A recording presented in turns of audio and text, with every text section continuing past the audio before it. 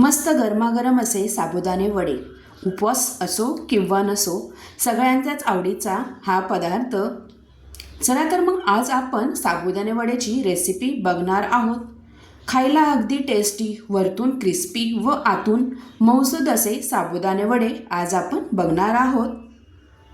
तुम्ही इथे बघू शकता, मस्त इथे आपले साबुदाणे वडे झालेले आहेत. आतून अगदी मऊसूद आणि बाहेरून क्रिस्पी असे हे साबुदाणे वडे. इथे मी रात्री साबुदाणा 2 वाटी एवढा भिजत ठेवलेला होता. छान इथे दुसऱ्या दिवशी तुम्ही इथे बघू शकता, छान इथे साबुदाणा रात्रभर चांगला भिजला गेलेला आहे. साबुदाणा चांगला भिजला की आपले इथे वडे छान क्रिस्पी असे होतात. तुम्ही हाताने दाबून बघू शकता, परफेक्ट इथे साबुदाणा भिजला गेलेला आहे. इथे मी 3 असे मोठे असे आकाराचे बटाटे घेतलेले आहेत. आता हे बटाटे आपल्याला उकडायला ठेवायचे आहेत. कुकरमध्ये मी हे सगळे बटाटे टाकून व थोडंसं इथे आपल्याला पाणी टाकायचं आहे. पूर्ण भरून आपल्याला इथे पाणी टाकायचं नाही आहे. आता मी ग्लासभर एवढे इथे पाणी टाकलेले आहे व इथे कुकरच्या 2-3 शिट्ट्या करून घेणार आहे, जेणेकरून इथे बटाटा आपला परफेक्ट इथे मऊसूद शिजला जाईल. आता गार झाल्यानंतर तुम्ही इथे बघू शकता, सगळे बटाटे इथे छानसे शिजले गेलेले आहेत. तर ताटात काढून घेऊयात. आता हे बटाट्याची साली थोडे गरम असतानाच काढून घ्या, म्हणजे पटकन निघतात. आता मी सगळे असे साली काढून घेणार आहे बटाट्याचे. तर सगळे बटाट्याची साली काढून झालेले आहेत व चाकूच्या साहाय्याने असे फोडी करून घेतलेले आहेत, जेणेकरून बटाटा इथे थंड होईल लवकर. आता मोठ्या अशा पातेल्यात आपल्याला आपण भिजत ठेवलेला साबुदाणा काढून घ्यायचा आहे, जेणेकरून आपल्याला बटाटा त्यामध्ये चांगला मिक्स करता येईल. तर भरपूर इथे शेंगदाण्याचा कूट घेतलेला आहे वाटीभर. इथे मी एकदम बारीक शेंगदाण्याचा कूट नाही घ्यायचा, त्यात थोडेसे असे शेंगदाण्याचे दाणे दिसले पाहिजे असा इथे आपल्याला कूट करायचा आहे. आता यामध्ये चवीनुसार मीठ टाकलेले आहे आणि इथे आपल्याला तिखट वडे जसे हवे आहेत तसे इथे आपल्याला मिरच्या वापरायच्या आहेत. मी इथे 5-6 इथे हिरव्या मिरच्या बारीक मिक्सरमधनं करून घेतलेल्या आहेत. तुम्हाला जसं इथे हिरव्या मिरच्या तिखट हवं आहे तसं तुम्ही इथे मिरच्या ॲड करू शकता. इथे तुम्ही मिरच्या चिरूनही टाकू शकता. तर मिरच्या टाकल्यानंतर इथे आपल्याला जिरे टाकायचे आहेत. जर तुम्ही उपवासाला जिरे खात नसाल तर जिरे इथे तुम्ही स्किप केले तरीही चालतील. आता यामध्ये मी थोडेसे बघा 2 चमचे एवढे जिरे टाकलेले आहेत. आता इथे शेंगदाण्याचं कूट, हिरवी मिरची, मीठ, जिरे टाकल्यानंतर आता बटाटाही इथे थंड झालेला आहे. आपण चिरून घेतला आहे, त्यामुळे इथे पटकन इथे बटाटा उकळलेला चांगला थंड झालेला आहे. तर मी हे सगळं मिश्रण आधी मिक्स करून घेते हाताने. नंतर जो आपण बटाटा आहे तो यामध्ये टाकून चांगला मिक्स करून घ्यायचा आहे. तर बटाटा उकडला गेलेला आहे, त्यामुळे मऊसूद इथे चांगला यामध्ये साबुदाण्यामध्ये मिक्स होतो. हाताच्या साहाय्याने तुम्ही असं सगळं फोडून घ्यायचं आहे. थोडा थोडा करून मी इथे बटाटा ॲड करत राहणार आहे. छान इथे साबुदाणा वड्याचं मिश्रण इथे आपल्याला गोळा करून घ्यायचा आहे.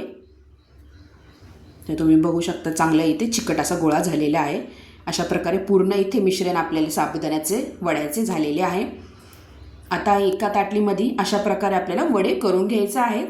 10-12 वडे ताटलीत करून ठेवा, जेणेकरून तळताना सोपे जाईल.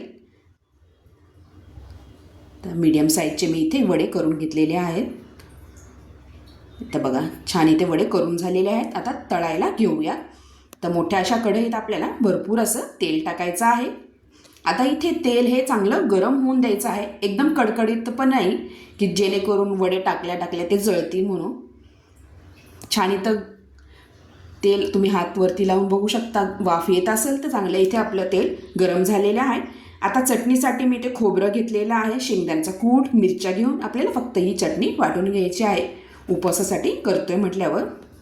आता तेल इथे चांगलं तापलं गेलेलं आहे. थोडासा साबुदाण्याचा तुकडा टाकून बघा. आता अशा प्रकारे परफेक्ट इथं आपलं ते तापलं गेलेलं आहे. तर अशा प्रकारे इथं आपल्याला एक एक करून इथे वडा टाकायचा आहे. तर मी एका टाईम मला 3 इथे वडे तळून घेणार आहे. तर गॅसची फ्लेम थोडी मोठीच आहे. नंतर तुम्ही इथे बारीक करा गॅसची फ्लेम, जेणेकरून छान इथे क्रिस्पी आपले वडे तळले जातील. मीडियम ह्याच्यावरच गॅस आपल्याला ठेवून हे वडे तळून घ्यायचे आहेत. आता पावसाळाही आहे, त्यामुळे असे गरमागरम साबुदाण्याचे वडे खायला अगदी टेस्टी लागतात. आणि मुलांना तर तसेही साबुदाणा वडे खिचडी हे त्यांचे फेवरेटच असते. तर अशा प्रकारे तुम्ही उपवासाच्या दिवशीही अशा प्रकारे साबुदाणे वडे करून खाऊ शकता. त्यासोबत मस्तपैकी खोबऱ्याची शेंगदाण्याची चटणी वाटून घ्या. दहीसोबत कशासोबतही तुम्ही हे वडे खाऊ शकता. आता खालच्या साईडने हे वडे चांगले तळे गेलेले आहेत. तर अशा प्रकारे थोडंसं हलवून घ्या. नंतर आपल्याला हे वडे पलटी करून घ्यायचे आहे, म्हणजे दोन्ही साईडनी छान परफेक्ट इथे सोनेरी रंग येतोपर्यंत आपल्याला हे वडे चांगले तळून घ्यायचे आहेत. खरपूस इथे वडे आपले होतात व आतमधला जो साबुदाणा आहे तोही तळल्यानंतर छान इथे शिजला जातो. तर तुम्ही बघू शकता मस्त इथे वड्याला कलर आलेला आहे. मस्त इथे आपले साबुदाणे वडे रेडी झालेले आहेत. तर छान इथे तेल निथळून आपल्याला टिश्यू पेपरावर हे वडे काढून घ्यायचे आहेत. अजिबात तेलकट होत नाही हे साबुदाणे वडे अशा प्रकारे तुम्ही केले तर. बाकीचेही वडे आपण तळून घेऊयात. अशा प्रकारे तुम्ही जर माझ्या चॅनलवर नवीन असाल तर प्लीज चॅनलला सबस्क्राईब करा आणि हो, बेल आयकॉनला क्लिक नक्की करा, जेणेकरून तुम्हाला माझ्या चॅनलवर अशाच नवीन रेसिपीचे नोटिफिकेशन येत राहील व तुम्हाला छान छान रेसिपी माझ्या चॅनलवर बघायला भेटतील. तर मस्त मी इथे 7-8 वडे इथे तळून घेतलेले आहेत. आता आपण प्लेटिंग करूया एका प्लेटवरती. तर बघा एकदम वरतून एकदम क्रिस्पी इथे आपले वडे झालेले आहेत. छान इथे फुगले गेलेले आहेत आपले हे वडे, चपटे असे झालेले नाही आहेत. तळल्यानंतर फुगतात हे वडे. तर 4-5 वडे इथे प्लेटवरती ठेवल्यानंतर आपण जी खोबरं शेंगदाण्याची चटणी वाटलेली आहे तीही ठेवूया. आणि एका ग्लासात मी लस्सी केलेली आहे, मस्त इथे लस्सीचा ग्लास. तर अशा प्रकारे तुम्ही नाश्त्यासाठीही एरवीही करून खाऊ शकता हे साबुदाणे वडे. पाऊस आहे म्हटल्यावर तळणाचे आपण पदार्थ हे घरात भजी वगैरे करतच असतो. तर अशा प्रकारे तुम्ही साबुदाणे वडेही उपवास नसतानाही करून खाऊ शकता.